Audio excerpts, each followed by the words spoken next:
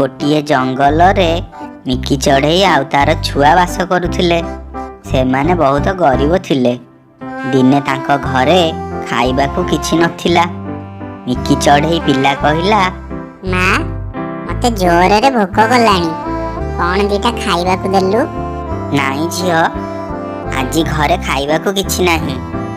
ଆଜି ଆମେ ତାହେଲେ କଣ ଖାଇବା ମା? ଚାଲ ଝିଅ, ଜଙ୍ଗଲକୁ ଯିବା। ସେଠି ଆମ ଖାଇବା ପାଇଁ କିଛି ନା କିଛି ଜିନିଷ ନିଶ୍ଚିନ୍ତ ମିଳିଯିବ। ତାପରେ ଦୁଇ ଜଣ ମିଶି ଜଙ୍ଗଲ ଆଡ଼କୁ ଯିବାକୁ ଲାଗିଲେ। ଜଙ୍ଗଲରେ ବହୁତ ଦୂର ଯିବା ପରେ ହଠାତ୍ ସେମାନଙ୍କ ନଜର ବହୁତ ସାରା ସୁଆଦିଆ ଫଳ ଉପରେ ପଡ଼ିଲା। ତାପରେ ମିକି କହିଲା, ଏ ଜଙ୍ଗଲରେ ଏତେ ଫଳ କିଏ ଏମିତି ଥୋଇଛି? ଯିଏ ରଖିଥାଉ, ମତେ ପ୍ରବଳ ଭୋକ କଲାଣି, ମୁଁ ଯାଉଛି ଖାଇବି। ଏହା କହି ମିକିର ଝିଅ ସେଇ ଫଳକୁ ଖାଇବାକୁ ଲାଗିଲା। ବହୁତ ଦିନରୁ ଭୋକିଲା ଥିବାରୁ ବହୁତ ଆନନ୍ଦରେ ଖାଉଥାଏ। ସେହି ସମୟରେ ଚିଲଗୁଣିଆ ପାଖକୁ ଆସିଲା ଏବଂ କହିଲା, ଏ କିଏ ତୁ?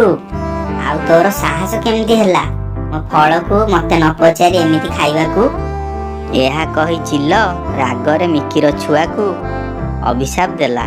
ଦେଖୁ ଦେଖୁ ମିକିର ଝିଅ ପଥରରେ ବଦଳିଗଲା। ଏହା ଦେଖି ମିକି କହିଲା, ଚିଲ ଆଜ୍ଞା, ସେ ପିଲା ଲୋକ ଜାଣିପାରିନି, ତାର ଭୁଲ ହୋଇଛି। ସେ 2 ଦିନରୁ କିଛି ଖାଇନଥିଲା, ସେଥିପାଇଁ ଫଳକୁ ପାଖରେ ଦେଖି ଆଉ ରହିପାରିଲାନି। ତାକୁ କ୍ଷମା କରିଦିଅନ୍ତୁ। ଗୋଟେ ଥର ଅଭିଶାପ ଦେଲା ପରେ ତାକୁ ବଦଳେଇବାର ମନ୍ତ୍ର ମୁଁ ଜାଣିନି, କିନ୍ତୁ ହଁ, ଗୋଟେ ଉପାୟ ଅଛି। ଦୂର ପାହାଡ଼ରେ ଗୋଟିଏ ସାପ ରହୁଛି, ତା ମୁଣ୍ଡରେ ଗୋଟିଏ ମଣି ଅଛି। ସେହି ମଣିକୁ ଆଣି ପଥର ଉପରେ ଥୋଇଲେ ତୋ ଝିଅ ପୁଣି ପୂର୍ବ ପରିକା ହୋଇଯିବ।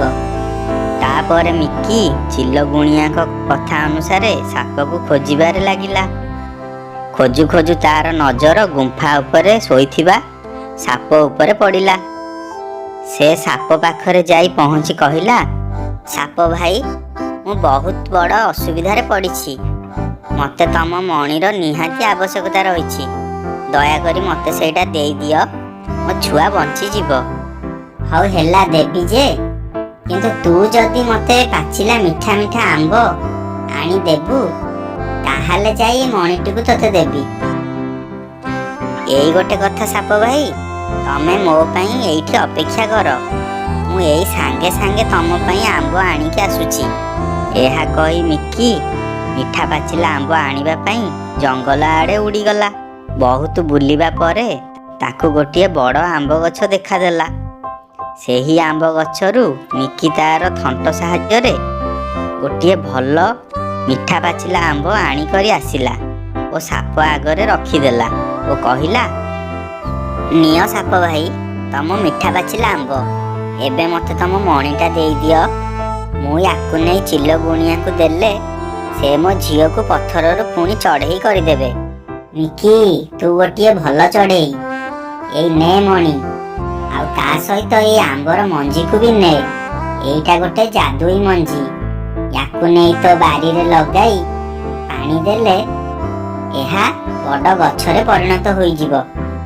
ତାପରେ ମିକି ସେଠୁ ଉଡ଼ି ପଳାଇ ଆସିଲା ଆଉ ଚିଲଗୁଣିଆଙ୍କ ପାଖକୁ ଗଲା। ମଣିଟିକୁ ପଥର ଉପରେ ରଖିବା ମାତ୍ରେ ତାର ଝିଅ ପୁଣି ଭଲ ହୋଇଗଲା। ମା, ମୁଁ ଠିକ ହୋଇଗଲି ମା, ଦେଖ ମୁଁ ଚାଲି ପାରୁଛି।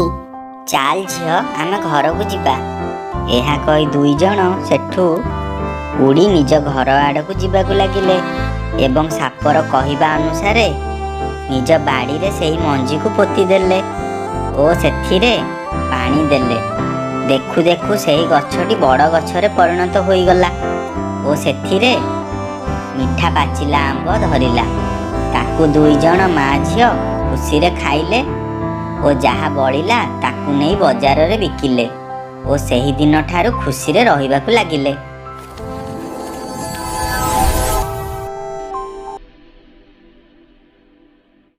କେଶରୀ ନାମକ ଗ୍ରାମରେ ଟୁନାମୁନା 2 ଭାଇ ରହୁଥିଲେ। ସେମାନେ ତାଙ୍କ ବଗିଚାରେ ଭଲ ଫସଲ କରୁଥିଲେ ଆଉ ସେଇଥିରୁ ଯେଉଁ ପରିବା ମିଳୁଥିଲା ତାକୁ ନେଇ ହାଟରେ ସୁଲଭ ମୂଲ୍ୟରେ ବିକ୍ରି କରି ଭଲ ପଇସା ରୋଜଗାର କରୁଥିଲେ। ଭାଇ, ଆମଠାରୁ ଶସ୍ତା ପରିବା କେହି ହାଟରେ ବିକ୍ରି କରୁନାହାନ୍ତି। ମୁଁ କୁଆଡ଼େ ଶୁଣିଲି ସମସ୍ତେ ଆମ ପରିବା ଖାଇବାକୁ ପସନ୍ଦ କରୁଛନ୍ତି। ଏଇ ତ ବହୁତ ଭଲ କଥା। ଆମର ପଛେ ଲାଭ କମ ହଉ, କିନ୍ତୁ ଗାଁର ଲୋକମାନେ ଭଲ ପରିବା ଖାଇ ସୁସ୍ଥରେ ରୁହନ୍ତୁ। ଏହିପରି କିଛି ଦିନ ବିତିଗଲା। ଦିନେ ସବୁ ବେପାରୀମାନେ ଏକାଠି କଥା ହେବାକୁ ଲାଗିଲେ, ଟୁନା ମୁନାଙ୍କ ପାଇଁ ଆମ ବେପାର ଆଉ ଚାଲୁନି, ଆମେ କ'ଣ କରିବା ଭାଇମାନେ? ଚାଲ ସେମାନଙ୍କ ଗଛ ଉପାଡ଼ି ଦେବା। ନା ରହିବ ଗଛ, ନା ହେବ ଫସଲ। ଗଛ ଉପାଡ଼ିଲେ ତ ତାଙ୍କ ବେପାର ଭାଙ୍ଗିବ, କିନ୍ତୁ ତାଙ୍କୁ ପାନେ ଦେବାକୁ ପଡ଼ିବ। ଆମେ ତାହେଲେ କ'ଣ କରିବା ବେପାରୀ ଭାଇ? ତାଙ୍କୁ ଆମେ ଭଣ୍ଡ ଗୁଣିଆକୁ ଡାକି ମଙ୍ଗଳ ଗ୍ରହକୁ ଛାଡ଼ିବାକୁ ହେବ।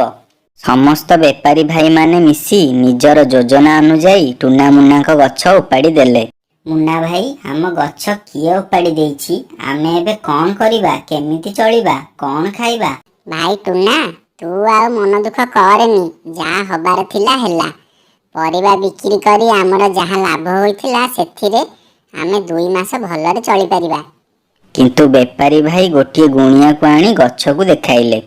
ଗ୍ଲିମ୍ କ୍ଲିମ୍ ଚାମୁଣ୍ଡା, ଏ ଗଛ ସେମିତି ଉପୁଡ଼ିନି, ୟାକୁ କେହି ଖରାପ ଭୂତଟିଏ ଉପାଡ଼ିଛି। ଆଉ ସେହି ଭୂତ ଅଳ୍ପ ଦିନ ଭିତରେ ପୁରା ଗାଁକୁ ମାଟିରେ ମିଶାଇ ଦେବ। ଯଦି ଏଇ ଗଛର ମାଲିକ ଏହି କାମଟିକୁ କରିପାରିବେ, ତାହେଲେ ଯାଇ ଏ ଭୂତର ମନ ଶାନ୍ତି ହେବ। ଏହା ଶୁଣି ଟୁନା ଆସି ଗୁଣିଆଙ୍କୁ ପଚାରିଲା, କୁହନ୍ତୁ ଗୁଣିଆ ଭାଇ, ଆପଣ ଯାହା କହିବେ ଆମେ ସେୟା କରିବାକୁ ପ୍ରସ୍ତୁତ। ତମମାନଙ୍କୁ ମଙ୍ଗଳ ଗ୍ରହ ପରିକ୍ରମା କରିବାକୁ ପଡ଼ିବ, ତାହେଲେ ଯାଇ ଏ ଭୂତ ତୁମ ଗ୍ରାମକୁ ଛାଡ଼ି ପଳେଇବ। ପରଦିନ ସକାଳେ 2 ଭାଇ ଟୁନା ମୁନା ମଙ୍ଗଳ ଗ୍ରହକୁ ଯିବା ପାଇଁ ପ୍ରସ୍ତୁତ ଆରମ୍ଭ କଲେ। କିନ୍ତୁ ଅଳ୍ପ ବାଟ ଉଡ଼ିଯାଇ ପୁଣି ଆସି ମାଟିରେ ପଡ଼ିଗଲେ। ବହୁତ ଚେଷ୍ଟା ପରେ ବିଫଳ ହୋଇ ଶେଷରେ ଟୁନା କହିଲା, ମଙ୍ଗଳ ଗ୍ରହକୁ ଯିବା ଆମ ପାଇଁ ଅସମ୍ଭବ। ଆମେ ଆମ ଗ୍ରାମକୁ ସେ ଭୂତ କବଳରୁ କ'ଣ ବଞ୍ଚେଇ ପାରିବାନି ମୁନା ଭାଇ? ନାଇଁ ଟୁନା, ଆମେ ଏମିତି ହାର ମାନି ଯିବାଟା ଭଲ ନୁହେଁ। ଆମକୁ ଚେଷ୍ଟା କରିବାକୁ ପଡ଼ିବ। ଏହା କହି ସେମାନେ 2 ଜଣ ଗୋଟିଏ ଉପାୟ ପାଞ୍ଚିଲେ ଏବଂ ଶେଷରେ ଠିକ୍ କଲେ ଯେ ଜଣେ ଉଡ଼ିବା ସମୟରେ ଆଉ ଜଣେ ତାର ପିଠିରେ ବସିବ। ଯେତେବେଳେ ପ୍ରଥମ ଜଣକ ହାଲିଆ ହୋଇଯିବ, ସେତେବେଳେ ଦ୍ୱିତୀୟ ଜଣକ ଉଡ଼ିବ ଏବଂ ପ୍ରଥମ ଜଣକ ତା ପିଠିରେ ବସିବ। ଏମିତି ଭାବରେ 2 ଜଣ ଯାକ ଉଡ଼ି ଉଡ଼ି ଶେଷରେ ମଙ୍ଗଳ ଗ୍ରହରେ ପହଞ୍ଚିଗଲେ। ଭାଇ, ମଙ୍ଗଳ ଗ୍ରହ ପୁରା ଆମ ପୃଥିବୀ ପରିକା ହୋଇଛି। କେତେ ବଢ଼ିଆ ଲାଗୁଛି ଏଠାରେ। ଆରେ ଟୁନା, ଏଠାରେ ସବୁ ଜୀବ ଆମଠାରୁ ବହୁତ ଉନ୍ନତ ଅଛନ୍ତି। ଏଠାରେ ବାଇଗଣ ଆମ ପୃଥିବୀ ଠାରୁ କେତେ ବଡ଼। ଆଉ 2 ଦିନ ମଧ୍ୟରେ ମଞ୍ଜିରୁ ଗଛ ହେଇଯାଉଛି। 2 ଭାଇ ଦେଖୁ ଦେଖୁ ସେଠାରେ ସମସ୍ତଙ୍କ ସହିତ ମିଶିଗଲେ। ଆଉ ସେମାନଙ୍କ ଠାରୁ ବାଇଗଣ ଚାଷର ବିଧିକୁ ଶିଖିଗଲେ। ମଙ୍ଗଳ ଗ୍ରହର ଜଣେ ସାଙ୍ଗ ସେମାନଙ୍କୁ ବେପାରୀ ଭାଇମାନଙ୍କର ଚାଲ ବିଷୟରେ କହିଲା। ତାପରେ 2 ଜଣ ବାଇଗଣର ମଞ୍ଜିକୁ ନେଇ ପୃଥିବୀ ଅଭିମୁଖେ ଯାତ୍ରା ଆରମ୍ଭ କଲେ। ସେମାନେ 3 ଦିନ ମଧ୍ୟରେ ପୃଥିବୀରେ ଆସି ପହଞ୍ଚିଗଲେ। ଜାଣିଲୁ ଟୁନା, ଏଥର ଆମେ ବାଇଗଣ ଚାଷ କରି ଅଧା ଦାମରେ ବିକିବା। ଆମେ ବେପାରୀ ଭାଇମାନଙ୍କୁ ପାନେ ଦେବା। ଦେଖୁ ଦେଖୁ 2 ଦିନ ମଧ୍ୟରେ ବାଇଗଣ ଗଛ ପ୍ରସ୍ତୁତ ହୋଇଗଲା। ତାକୁ ନେଇ 2 ଭାଇ ଅଧା ଦାମରେ ବିକିଲେ। ବଜାରରେ ଏତେ ବଡ଼ ବଡ଼ ବାଇଗଣ ସମସ୍ତେ ପ୍ରଥମ ଥର ଦେଖୁଥିଲେ। ସେଥିପାଇଁ ସମସ୍ତେ ଅନ୍ୟ ବେପାରୀ ଭାଇମାନଙ୍କ ଠାରୁ କିଛି ନ କିଣି ଟୁନା ମୁନାଙ୍କ ଠାରୁ ସବୁ କିଣିଲେ। ବେପାରୀ ଭାଇମାନଙ୍କର ବହୁତ କ୍ଷତି ହୋଇଗଲା। ଶେଷରେ ସେମାନେ ସେମାନଙ୍କର ଭୁଲ ବୁଝିପାରିଲେ। ଟୁନା ମୁନା, ଆମକୁ କ୍ଷମା କରିଦିଅ। ଆମେ ଆମ ଭୁଲ ବୁଝିପାରିଛୁ। ଆମେ ଆଉ ତୁମମାନଙ୍କୁ ହଇରାଣ କରିବୁ ନାହିଁ। ଶେଷରେ ଟୁନା ମୁନା 2 ଭାଇ ବହୁତ ଖୁସିରେ ରହିବାକୁ ଲାଗିଲେ। ମଙ୍ଗଳ ଗ୍ରହର ସବୁ ସାଙ୍ଗମାନଙ୍କୁ ମନେ ମନେ ଧନ୍ୟବାଦ ଜଣାଇଲେ। ପିଲାମାନେ, ଆଜିର ଗପରୁ ତମେମାନେ କ'ଣ ଶିକ୍ଷା ପାଇଲ? ହେଲା, ମଙ୍ଗଲ ଗ୍ରହର ବାଇଗଣ ବହୁତ ଟେଷ୍ଟି। ଆମେ ବି ମଙ୍ଗଲ ଗ୍ରହରୁ ବାଇଗଣ ଆଣିବା। ଆରେ ନାଇଁ ରେ ବୁବୁ, ଆମେ ଏଥିରୁ ଏଇଆ ଶିକ୍ଷା ପାଇଲେ କର୍ମ କରିଚାଲ, ଫଳକୁ ଆଶା ରଖ ନାହିଁ। ପିଲାମାନେ, ଆମର ଯଦି ଏଇ ଭିଡ଼ିଓ ଆପଣମାନଙ୍କୁ ଭଲ ଲାଗିଛି, ତାହେଲେ ତଳେ ଥିବା ସବସ୍କ୍ରାଇବ୍ ବଟନକୁ ଚିପି ଆମ ଚ୍ୟାନେଲକୁ ସବସ୍କ୍ରାଇବ୍ କରନ୍ତୁ।